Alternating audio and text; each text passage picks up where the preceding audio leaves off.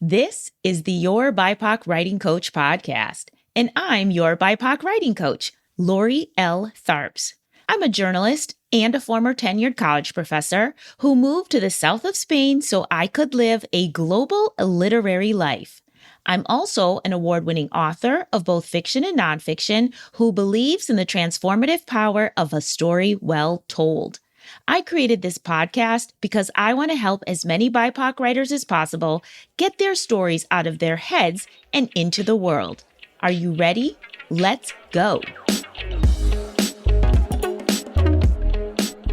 Welcome back to the Your Famous Author Era season of the podcast, where we are talking about how to promote your work as writers, build an author platform, and finding the fans who will buy, read, and support your work over time. On today's episode, you're going to hear the other side of the author promotion game. I've invited one of my favorite BIPoC book influencers, Jananie K, Velu, to come on the show to tell us everything she knows about getting strangers to get excited about a book. And Jananie knows what she's talking about because not only does she have a massive following of over 100,000 subscribers on her YouTube channel, This Story Ain't Over, as well as across social media, but she also runs her own publishing imprint, Boundless Press, which is part of the new startup publishing company, Bindery Books. Let me tell you a little bit more about Jananie. Jananie was born in Canada to Sri Lankan Tamil refugees and now lives in downtown Toronto.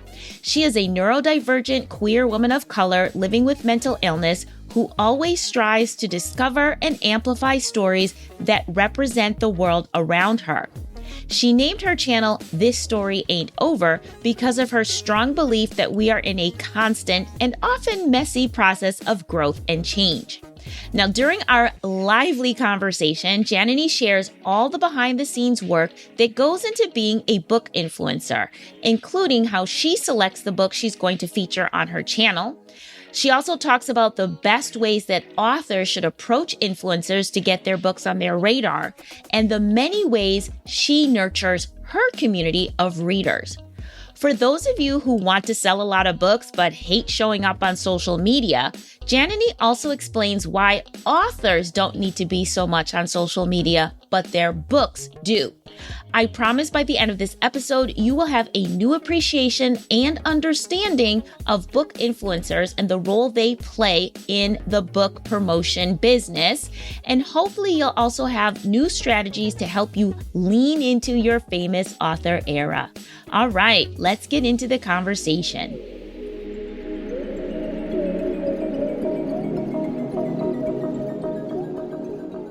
Welcome to the Your BIPoC Writing Coach podcast, Jananie K. Velu. Hi. I'm so happy to have you here. I want to start out by telling everybody, which I always do, like how I know my guests. And this is a kind of different one because I know Jananie, but she don't know me. I just know her because I watch her on YouTube all the time. And she was kind enough to say yes to come on the podcast when I reached out to her.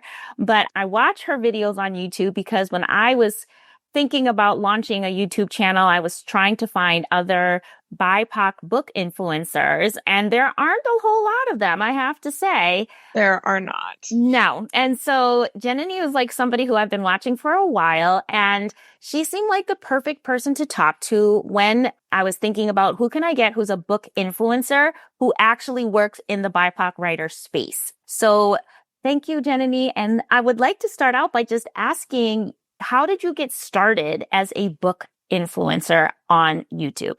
Yeah, first off, thank you so much for having me here. I'm really honored to be here and just chat about supporting BIPoC writers and authors. So I started my YouTube channel back in 2017.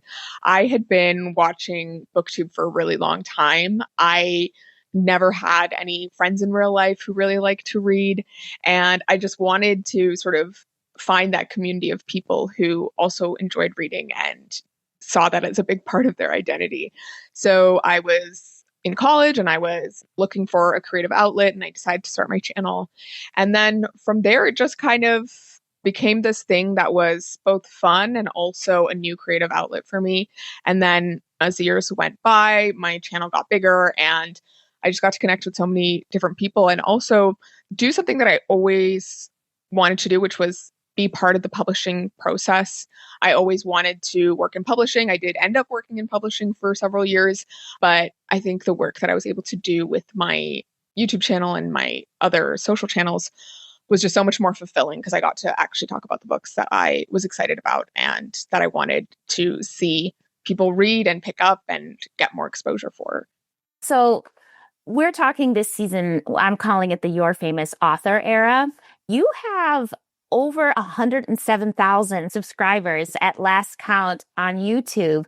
And that must mean you know something about building a platform, if you will, finding an audience.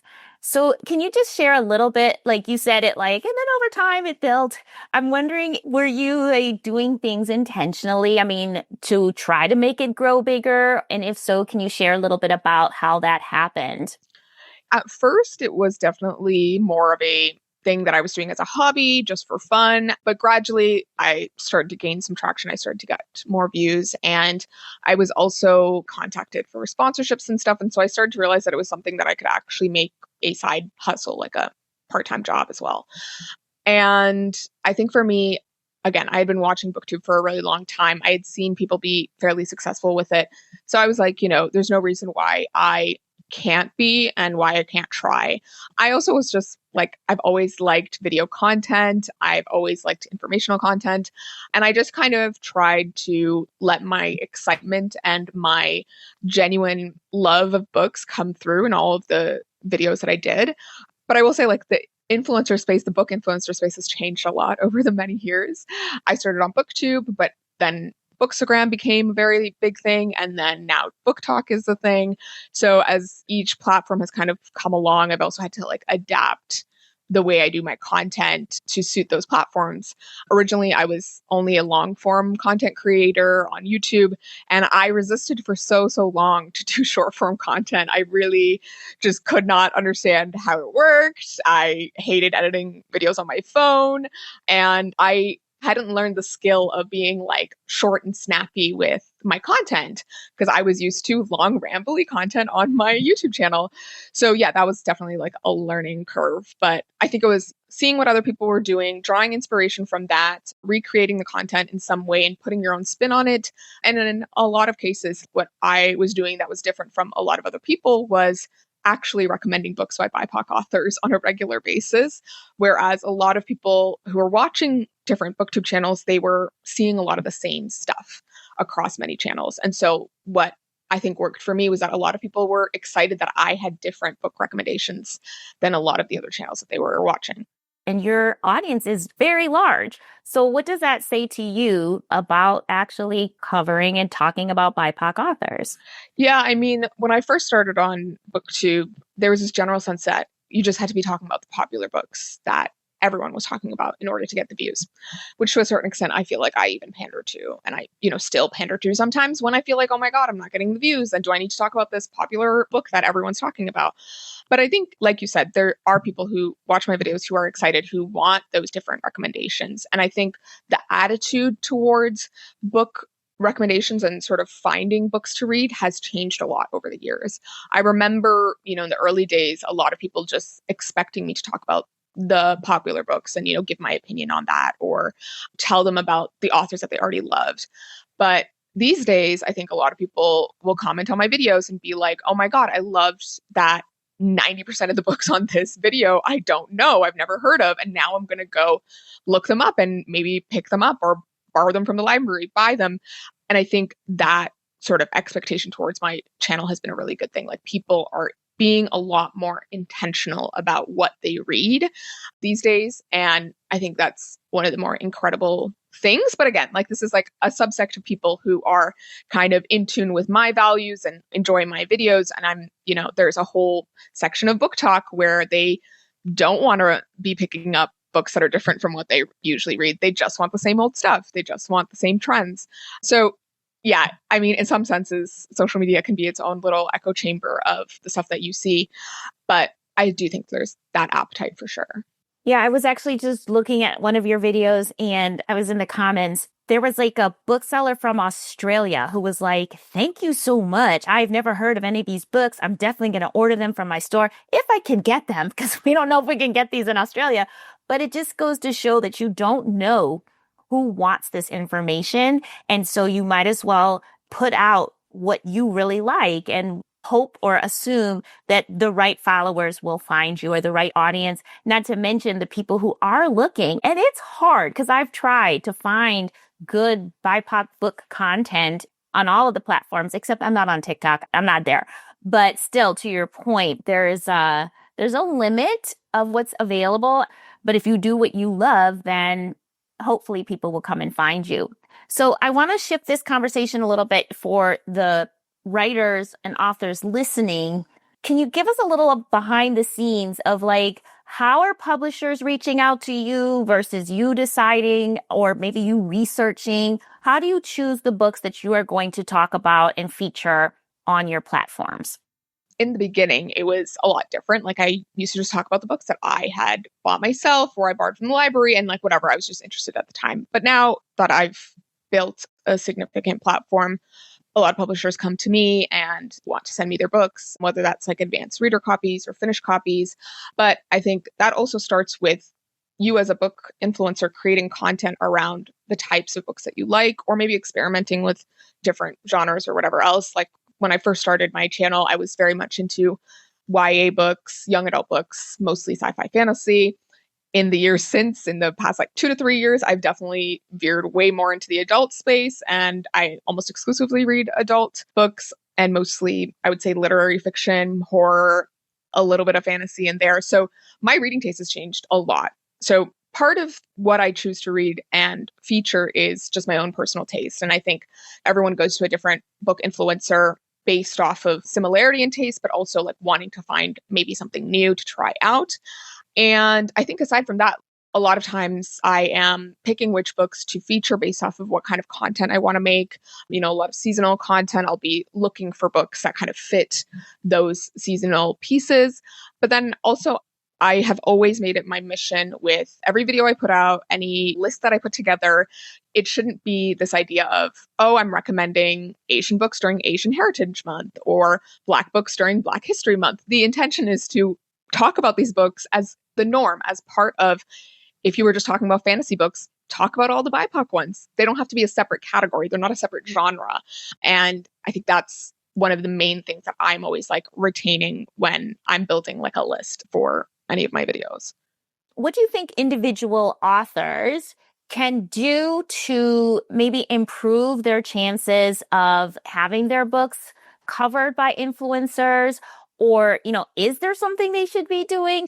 Yeah, I mean, I think as with a lot of things, being organic about it and being genuine and natural about it is always going to work better than DMing a random influencer that you don't even follow, you don't even watch their content, but you're like, oh, this person has a huge following. I'm going to DM them and tell them to read my book, which happens on the regular. I get those messages every day.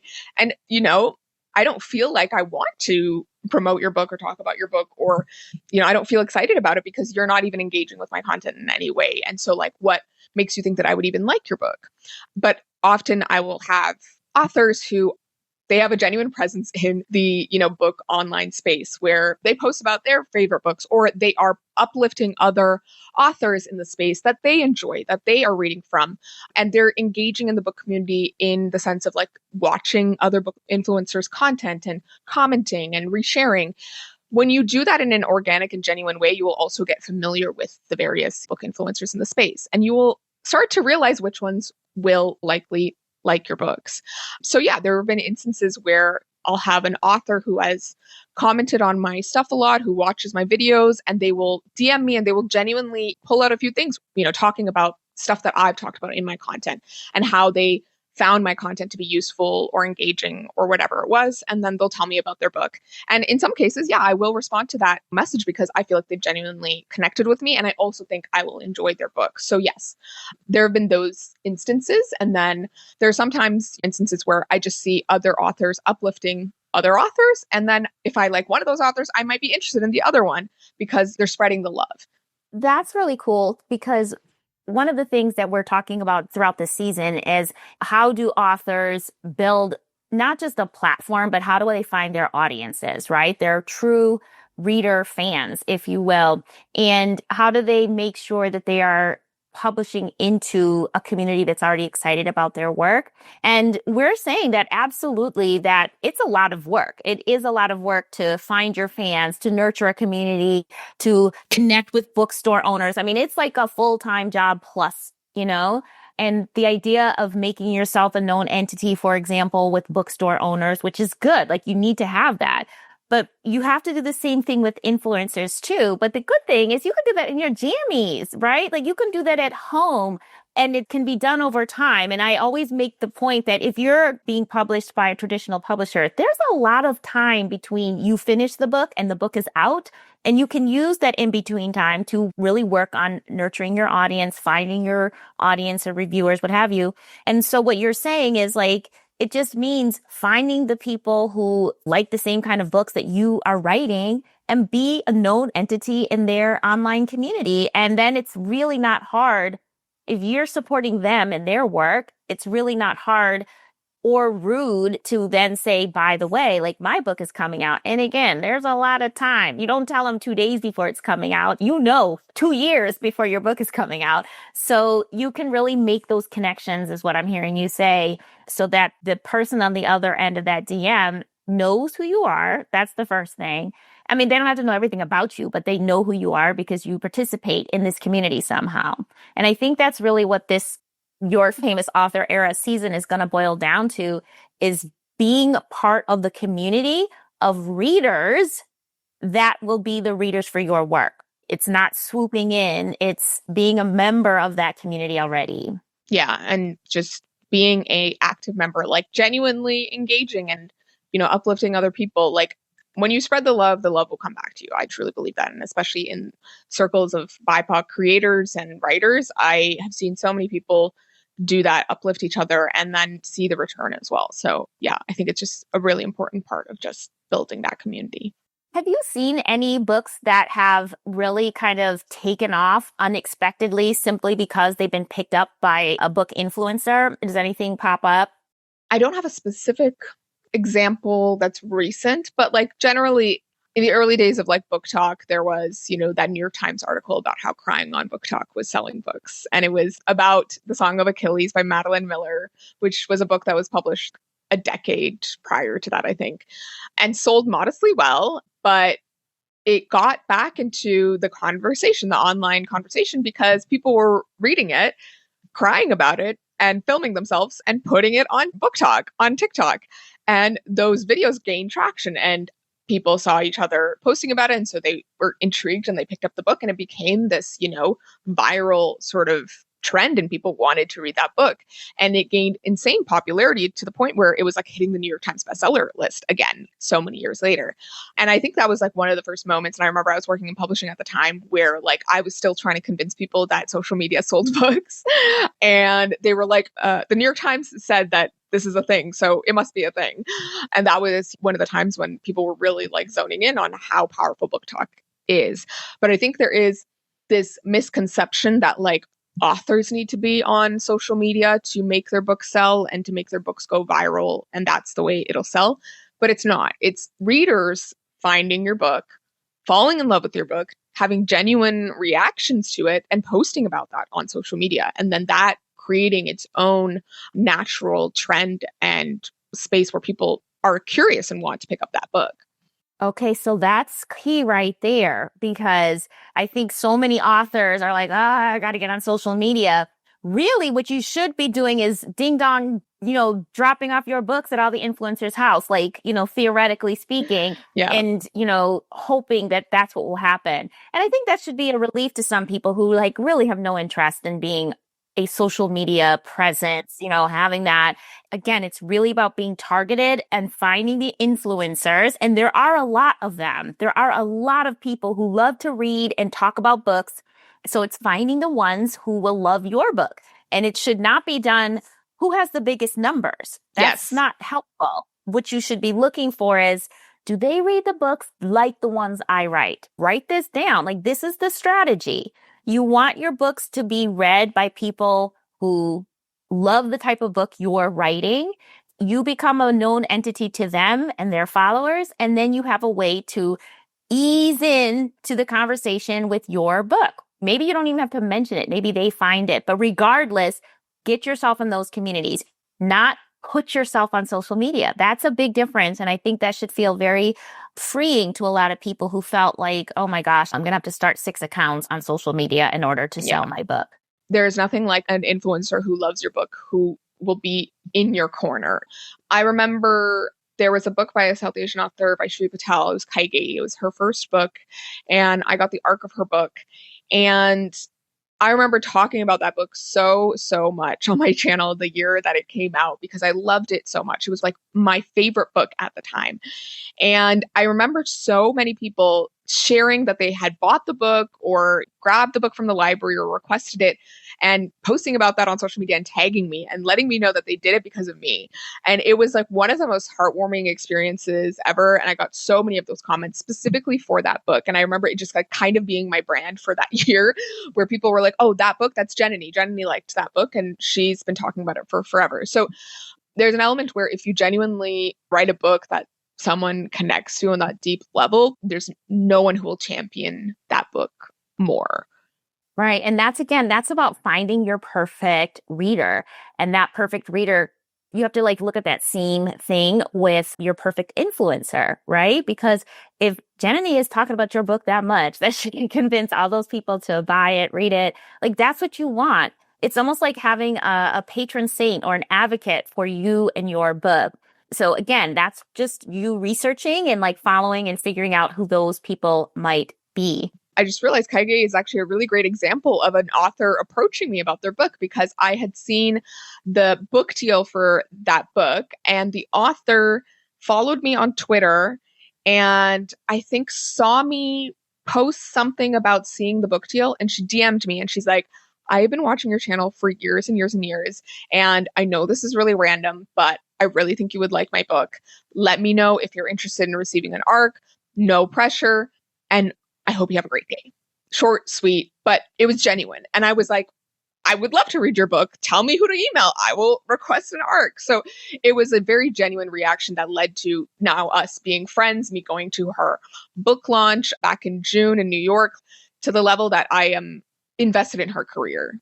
That's so heartwarming and it's lovely. And I think, to be honest, as much as people, myself included, we lament the loss of local newspapers that would run book reviews and more print outlets that did book reviews, the reality is there are so many more book influencers. That means that there's more diversity of what gets covered. And there are literally influencers who enjoy so many different types of books that you could get more impact from an influencer than maybe from, a nice write-up in a women's magazine, right? So I look at it that way.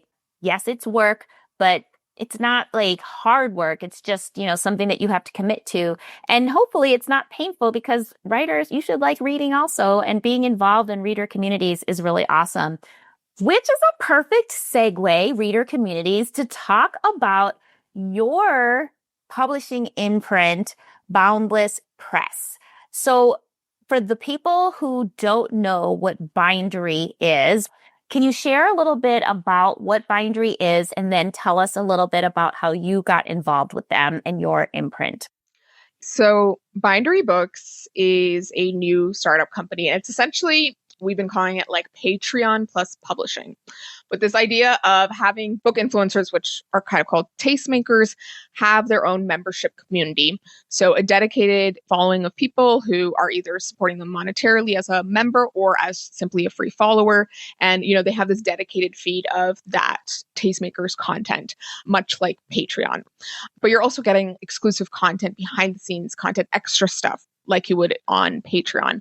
But the cool thing is that several of the tastemakers on Bindery also have publishing imprints.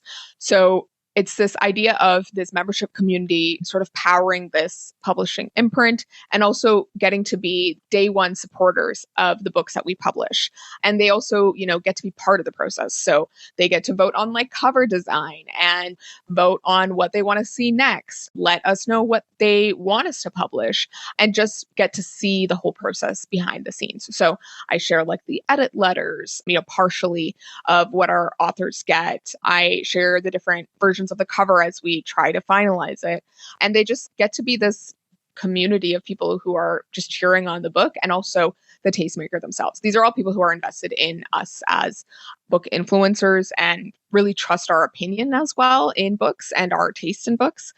And as publishers, we get to publish, maybe one or two books like a year, and we are putting dedicated effort behind these books, because part of the model is also the idea that authors in traditional publishing these days are not really given the space to have a sustainable long career. A lot of times debuts are given a lot of attention, sometimes they're not, depending on which publisher you're at. You might not get the same marketing budget, whatever else. But the idea with Bindery is that there is this one tastemaker, this person who is so invested in championing your book, your story. And it takes the pressure off of the author to do the marketing, to do the social media, to do all of these things that a lot of authors are getting told they need to do at traditional publishers, or they feel forced to do because they're not getting enough attention from their traditional publisher. So yeah, it's this idea of like, the writers can write and do their thing, and the tastemaker will handle the social media promotion and all of this like extra marketing. And Bindery itself is also very invested in making sure that these authors get the full support as well, whether that's like all of the traditional marketing that they do, aside from everything that we do as well. But yeah, it's like, just like how I might talk about a bunch of other books that I've read and loved, I talk about the book that I'm publishing. And a lot of people who watch my channel and my content are also invested in the fact that I have this publishing imprint, that I am publishing stories that I believe in. And they're stories that might typically not have been published because traditional publishing didn't pick them up. So it's this opportunity to give a platform to authors that wouldn't have had the chance otherwise. That is so cool. I love this model so much. So what is the kind of idea of how this is different than a traditional publishing company that, again, generally gives authors 6 weeks and then they're like, okay, you're on your own. Hope it does well.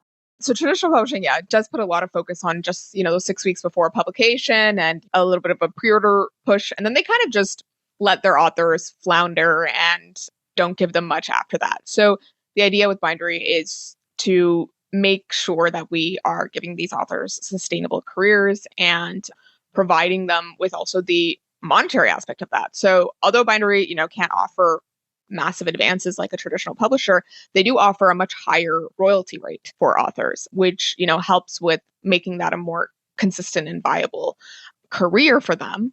But we as tastemakers and Bindery itself, we're invested in making sure that we are still promoting and talking about these books even past the pub date point.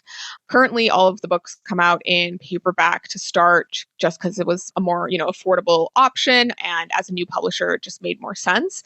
And in some cases, there have been special editions, and some of these books actually get picked up for like book boxes and whatever else. But yeah, like me as a tastemaker, like I am invested in this book and I will be talking about it endlessly for the next, however long that I continue doing this. And what's interesting is that although we are a new publisher and like a lot of these books have already been successful in their own right, I think what's also really exciting about Bindery is that we're giving this initial jumping off point for these authors. And there have been some of the Bindery authors who have gone on to get traditional publishing deals at other bigger publishers, big five publishers, which they most likely would not have been able to get had they not had this jumping off point with a Bindery tastemaker and imprint. So it's exciting in that way because we're not just trying to make money off these books. We genuinely believe that these books deserve to be heard and that these authors have incredible voices. And a lot of the tastemakers are very invested in publishing BIPoC and marginalized voices, the voices that we typically would not get, or that traditional publishing will say, we already have the black book for the season, the brown book for the season, like, you know what I mean?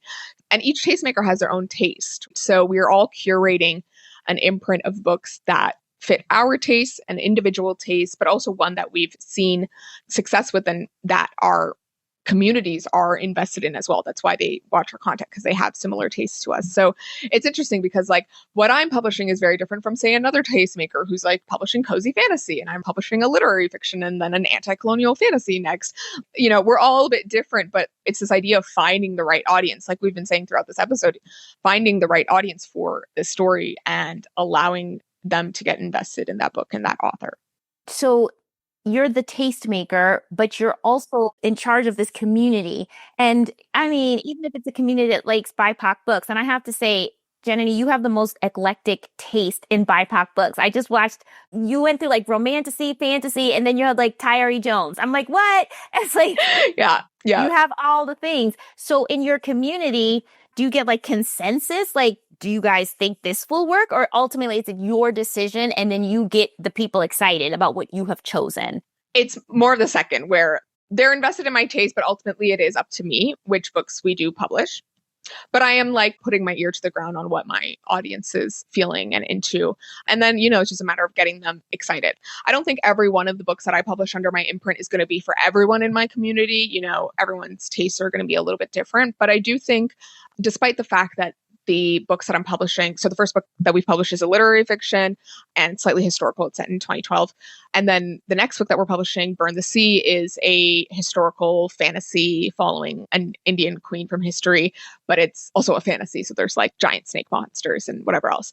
But there are connecting themes across these books that my audience is invested in. Seeing BIPoC main characters, seeing them have that representation that is not just a stereotype or something that they've seen perpetuated for so long. It's them being human characters. And then there's always like a slightly political or anti-colonial bend to things. Like there are these themes that come across the different books and genres that I'm into that I think my audience is also invested in. And then one thing I will say is that despite my eclectic taste, there's a lot of influencers who are only into like a certain genre, but I think my audience has appreciated the fact that I have such a varied taste because it forces them to also try something new. And more times than not, they're like, oh, I actually liked this, even though it's the opposite of what I ever thought I would enjoy. So yeah, that's always very gratifying as well. What do you think it takes to nurture a community of readers? I think part of it is both, whether you're an author, say an influencer in my case, like recommending good stuff and writing good stuff and finding this sort of common theme, but also just this element of getting them invested in who you are and your journey and the good that you want to do. I've been very open about a lot of things in my content, both about working in publishing, feeling frustrated with publishing and the fact that BIPoC books and authors were getting much less marketing budgets or attention or whatever. And that was one of the things that frustrated me, that brought me into focusing more into my book influencing career and also later into Bindery. People were invested in that story. I talk about my mental health and living with mental illness on my channel, and people are invested in that. And then they are invested when I talk about books that have that kind of representation. So even the fact that the books that I recommend are so different, they're invested in my opinion and also the ideas that I'm putting forth. I'm all for finding representation of various different identities, and people are for that and they are intrigued by it. And I think I've also pushed people to think a bit differently about their reading and getting them to be more intentional, which I feel like the attitude towards reading has shifted a bit and people are being more intentional, especially when it comes to seeking out representation and seeking out stories from BIPoC authors, or even, white readers trying to educate themselves and trying to read from different perspectives as well. So in terms of an author, like I've seen a lot of success with authors who write across multiple genres, but whether it's the voice that they write in or the topics that they cover. One author that I really like who does this is Olivia Blake. She writes so many different books. Some are contemporary, some are urban fantasy or contemporary fantasy, some are full-on fantasy. And what I find with her books is that she always has really interesting characters and really interesting character dynamics. And that is something that people come back for. even if the new book is like something different, they are still invested in how she tells a story. Silvia Moreno Garcia is also a really great example of this. She writes mostly speculative books, but each of her books is so different. Some are historical, some aren't, some have vampires, some are gothic horrors, and some are more contemporary. But each book has that essence that she brings to the table, whether that's in the characters that she crafts or the writing style or the messages that she has in the books. It's hard to pinpoint, I feel like, now that I'm talking about it. But yeah, getting people invested in who you are and your story, and then finding that connecting element across your books. Yeah, I think it's this common theme, and people can be attracted to the theme and the author, even if the stories are different. Yeah. Okay, this is a quick technical question. How do you read so many books? It's funny you ask that, because I don't even read as much as some book influencers. Like, there's some who read like 150 books a year with a full-time job, and I'm like, who are you? Could never be her. But yeah, it's hard. And I think for most of my book influencing career, I was doing it. It felt like a full-time job, but I was also working a full-time job as well. So it was even harder. And I was reading on my commutes or on my lunch breaks. But I think because I do this as part of my content, I have to intentionally make that time for it. So that's one way. And then the other way is just I simply do love getting lost in a story. And so even when I am feeling burnt out because of my YouTube channel, and I feel like I am spending more time creating content about books and reading than I am reading, at the end of the day, when I'm having a tough time, I always return to reading and I return to a story. And that always gets me through things. But I think, yeah, one of the misconceptions with like book influencers is that like people think that we're reading all the time or that we are reading the most. But like, I know people who are not book influencers who read way more than me. And I feel like my reading goes in cycles. Like, I have some months where I read like 2 books for that month. And then the next month I'm reading like 10. So it just really depends on what's going on in my life as well and what I'm doing with my content. And then I read across all 3 formats. So physical books, ebooks, and audiobooks. I have ADHD. Like, I have trouble focusing or sitting down to like read a book physically. So oftentimes I'll put on an audiobook while I do something crafty with my hands, whether it's like sewing or crocheting or washing dishes or folding laundry. That really helps make use of that sort of like dead time, and also makes everything a little bit more enjoyable because you're just like listening to a story. So yeah, that's how I get it done. What do you wish that authors knew about the life or the role or, what happens as a book influencer? I think sometimes there's a misconception of like it being kind of an easy thing to do, when in fact it is a lot of work, especially when you're creating content across like multiple platforms and stuff. We are putting so much work into planning the content, curating the content, finding the books to mention, making sure we're on trend, and then editing these videos or filming them. Like, there's so much that goes into it. Sometimes when we're approached about like, can you read my book, or can I send you like an advanced reader copy? And this comes even from publishers. There's simply just not enough hours in the day for us to get through all of the things as much as we would want to. But I do think that just because, an influencer, say, got an advanced reader copy of your book and then they haven't read it before the pub day, that doesn't mean that they didn't want to. That doesn't mean that they weren't invested. It just means that there just wasn't enough time. And, that doesn't mean that they might not talk about your book later. I think there's this misconception that if the content doesn't happen like immediately after the interaction, that you're never going to get that mention from that influencer. But there have been multiple times where I've been sent a book, or I've picked up a book because I was intrigued by the author. I wanted to read it.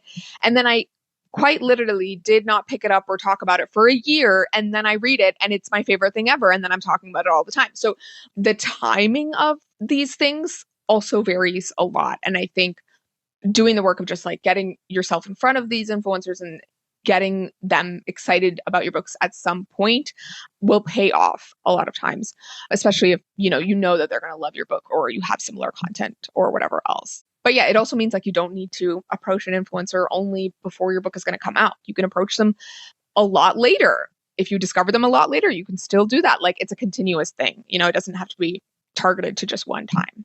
That's great information. But yeah, just creating content is a lot of work. You could be reading all the time, but creating the content itself, filming yourself and making it enjoyable and thinking about how to make it thematic so that it makes sense. So you're not just like, here's a good book. Yeah, we're getting served so much content all the time. So trying to find a way to stand out.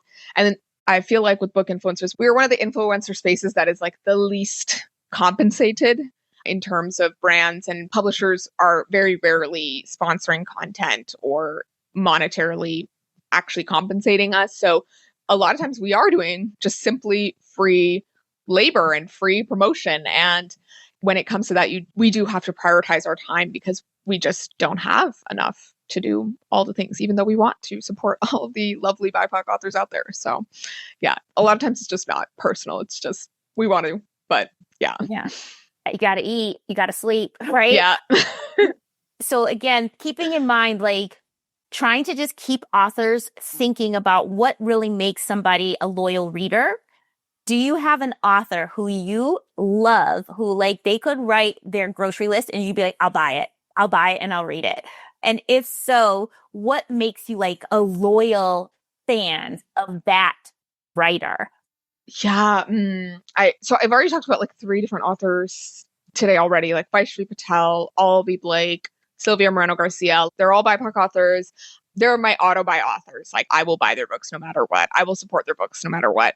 There are some cases where like with Sylvia Moreno Garcia, she's a bit more eclectic with what she writes. And there have been a couple instances where I didn't particularly love that book from her, but I still love her as a writer and I love what she's doing and how unique she is with every book that she puts out. And so that keeps me invested, even if that particular release of that year wasn't my favorite.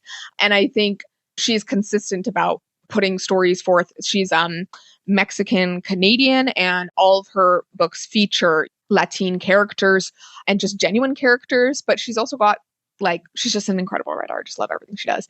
But since I've talked about these 3 authors, I'm going to talk about one different one, which is Alexis Henderson. She is a Black sort of sci-fi fantasy horror writer. And I remember I had picked up her first book, The Year of the Witching, and I wasn't completely able to get into it. So I still have it on my shelves. I haven't read it. But her second book that came out, which was House of Hunger, was a sapphic vampire horror novel, and I loved it. I loved it so much. The first book was like a Salem witch book or some sort of witch book. It's called The Year of the Witching.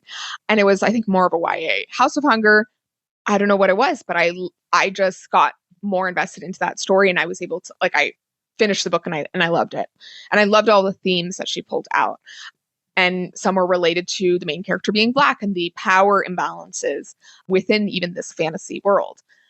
The next book she put out was An Academy for Liars, which to this day, since I read it, I think last year, is probably my favorite book ever. You never know when you can fall in love with an author's work, because sometimes the one book might not be it, but the rest might be. And Alexis Henderson was that example, because Academy for Liars was a dark academia, and it features a Black main character who suffers from mental illness and is dealing with a difficult mental space as she is entering this sort of academic sphere with this fantasy element of the power of persuasion. And anyways, it's a very cool magic system. And she is a character who is returning to this academic setting, this magical school, you could say, but it's a lot more serious, in her adulthood after she has sort of failed in life, quotation marks, and she's sort of getting the second chance. And that resonated with me so much. And I realized what I loved about House of Hunger as well, and I'm sure what I would probably like about The Year of a Witching if I tried to pick it up again, is this idea of your story and you have so much more potential to go. Just because you have failed now, or just because you don't think you've made it now, doesn't mean you won't find your space, your person, your people, and your success at a later point.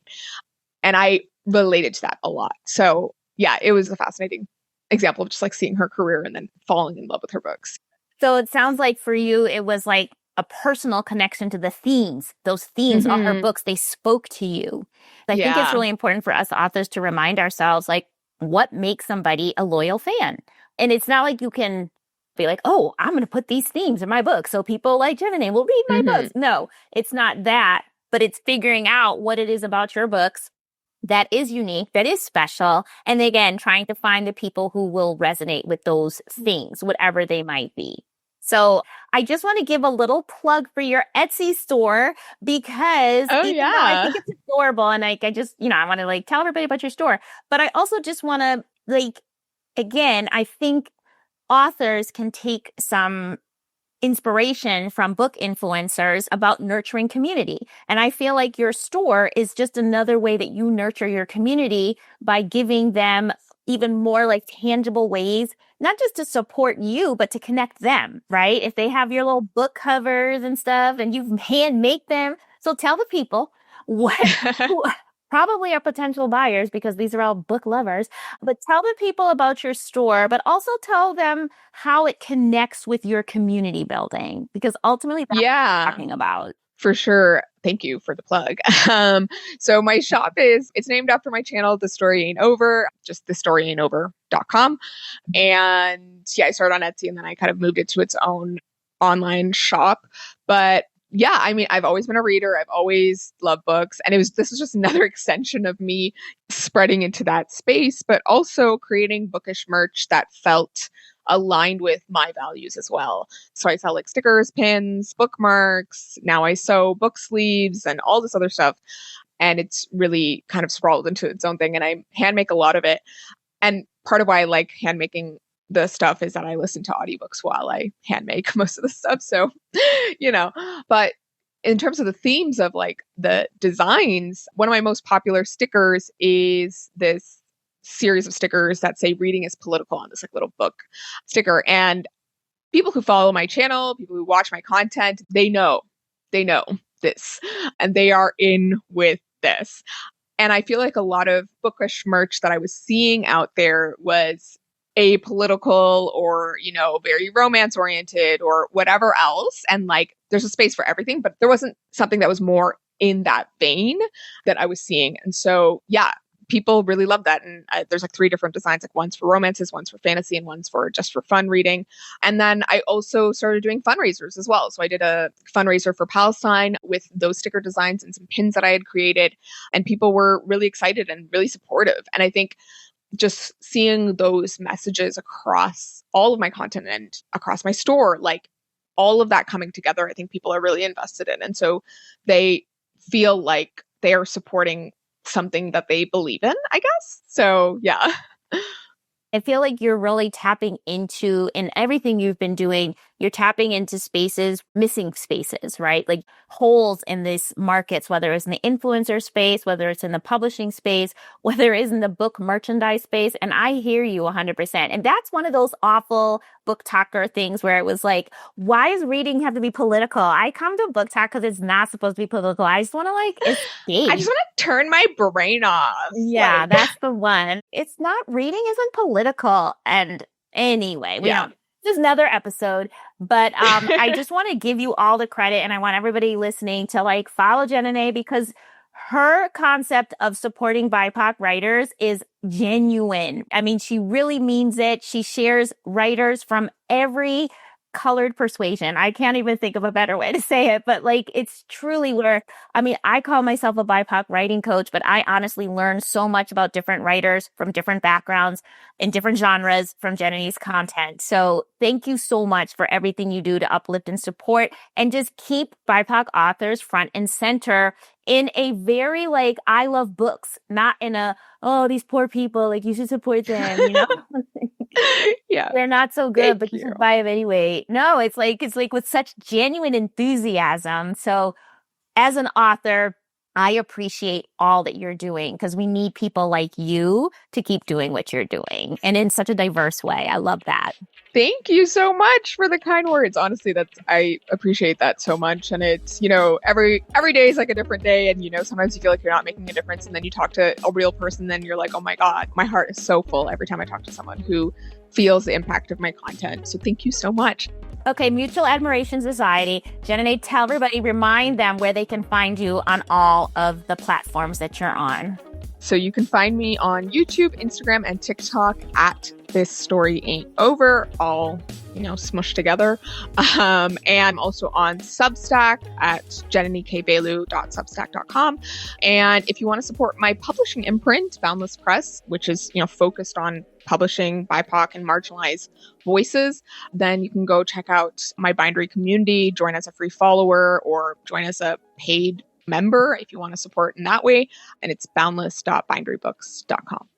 And just one last thing, somebody might fall in love with you listening to this and decide they want to submit their book to your imprint. How does that work? Is it agented? Is it open submissions? How does that work?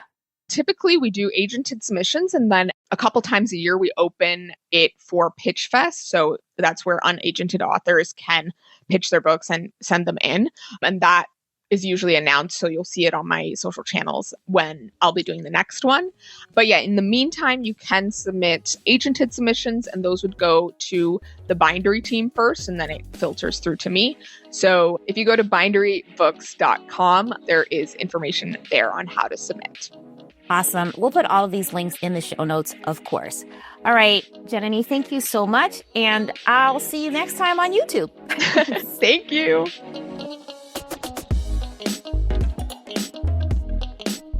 All right. That was such a fun conversation. At least it was for me. I hope it was fun for you too. And I hope you learned some things that will help you on your journey to be a famous author. My biggest takeaway from that conversation with Jananie was that if you find the right influencers who will love your book and promote it to their community, that could be a really good strategy for getting your books into the hands of multiple readers who will actually love your book. That means that rather than trying to get on social media and find a bunch of followers or becoming some kind of social media star, the best investment of your time would actually be to find your perfect influencer. Let them be the star. Just do your best to support them. Because honestly, readers are following their favorite influencers like Jananie for suggestions on what to read next, not you. So find that influencer, support them so that then they'll want to support you in your next book. And then rinse and repeat, because there are tons of book influencers in the world. So you don't have to get on TikTok and start tap dancing, hoping that that somehow leads to book sales. Just find your perfect influencers. And again, there are so many, so maybe like 5 or 6 influencers, and let them do the work for you of getting your book in the hands of readers. And like all the advice that's been given this season, remember, it's never too early to start finding and building connections with these influencers. Even if your book hasn't even been sold yet to a publisher, you can start now, because I hope you know what your book is going to be about. You could start now looking for those influencers, getting in their communities, making connections so that when your book does come out, it's not a heavy lift to suggest that maybe this influencer reads your book. And likewise, if your book came out 2 years ago, 5 years ago, 10 years ago even, there's still an influencer who might not have heard about it. There's still an influencer who might want to read that book. So it's never too late to get your book in front of an influencer who can then share it with their community. All right? Excellent. I hope this was inspiring. You can follow Jananie on YouTube and across all of her social platforms at This Story Ain't Over. You can also buy her bookish merch at her store, thisstoryain'tover.com. All of the links are in the show notes. Wait, don't go. Wait a minute. Actually, if you're a man, you may go. Right now, I'm really just wanting to talk to all of the BIPoC women writers listening right now who might be looking for a writing community to join. And not just any writing community, a writing community that was created and curated specifically for you. Well, you are in luck because I launched the Read, Write, and Create Sanctuary 2 years ago, specifically for BIPoC women writers who take their writing seriously. And it has blossomed into the most supportive community of writers that you could ever imagine. We are an online community first, but we also have real life meetups. Our members are scattered around the world, from the US to Europe to Africa, Asia, and Canada. We provide incredible resources, workshops, and support to BIPoC women writers who want to get their work published and out into the world. and we support our writers through the entire cycle of their writing life. So the writing, the publishing, and the promotion. If this sounds like just the type of community you've been looking for to help you finally finish that novel or start that memoir, or just to be amongst like-minded, ambitious, but loving writers, then you're in luck because we're taking applications for new members right now for the sanctuary. If you're listening in real time, doors are opening from November 21st through November 28th at 6 p.m. Eastern Standard Time. If you're serious about wanting to apply, make sure you're on the Tell Me More list so that you can get an application. Applications are only going to people who are on the list. So remember that doors only open in the sanctuary twice a year. They won't open again until summer 2026. So if you've been saying you're going to take your writing more seriously, if you've been saying, I need help, I need accountability, I need somebody to co-write with, I need somebody to read my work so I know if it's good or not, I need to just get more resources because I never know who to submit to, how to find an agent, we got you covered in this sanctuary, boo. Applications, again, are being taken November 21st through the 28th. So get on the list so you can get an application. Now, back to business. The Your BIPoC Writing Coach podcast is written and produced by me, Lori L. Tharps. Our editor is Brad Linder, and our theme music is by Wataboy. Until next week, writers, keep writing. The world needs more BIPoC stories written by BIPoC storytellers just like you.